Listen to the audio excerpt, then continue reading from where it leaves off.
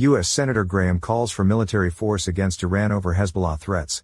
Senator Lindsey Graham urges U.S. military action against Iran if Hezbollah escalates tensions with Israel, aiming to prevent Iran's nuclear breakout and hold them accountable for proxy actions.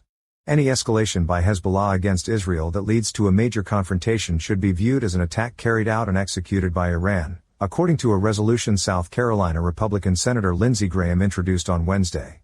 According to the resolution, the Senate asserts that efforts to deter Hezbollah and the Islamic Republic of Iran are most credible when the president keeps all options on the table, including military force.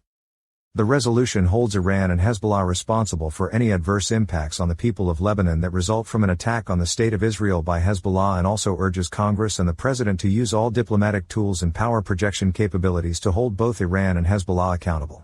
Graham also introduced an authorization for use of military force which would permit the use of U.S. armed forces against Iran for threatening the national security of the U.S. through the development of nuclear weapons. According to Graham, the resolution would be triggered if the president determines that Iran possesses uranium enriched to the weapons-grade level of a nuclear warhead and possesses a delivery vehicle capable of delivering a nuclear device against Israel, other allies or the United States. Iran will keep going until somebody tells them to stop, Graham told reporters during a news conference he called on Wednesday afternoon.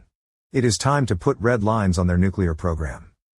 Graham said he believes it is a certainty that if the U.S. doesn't change course, Iran will possess a nuclear weapon within weeks or months. Graham called the Director of National Intelligence's report on the status of the Iranian nuclear program unnerving. Their ability to enrich to weapons grade is now a matter of weeks, not months, Graham said. Their ability to weaponize the material has advanced, and it is now time for Congress to lend their voice to the proper response. Not only should Israel hold Iran accountable for any escalation by Hezbollah, the United States should do the same, according to Graham, with vital facilities like oil refineries on the target list. It is time to hit the Ayatollah in the pocketbook. If Hezbollah attacks Israel, my hope is that they will have one less refinery than they do today, he said. It is time to hit the Ayatollah in the pocketbook. Oil refineries are the lifeblood of his regime. Without those refineries, they would not be able to fund terrorism. Israel is not the bad guy here, Graham said, adding it's time to hold Iran accountable for their proxies. Hezbollah was the agent of the attack. On October 7, the slaughtering of 1,200 Jews was done by the Iranians through Hamas, Graham said.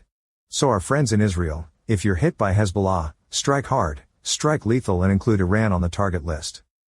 Iran cannot use its proxies in Lebanon without facing reprisals in Iran itself, Graham said.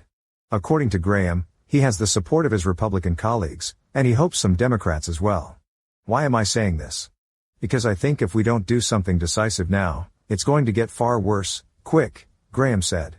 I believe that we're on the verge of a major conflict over the Iran nuclear program.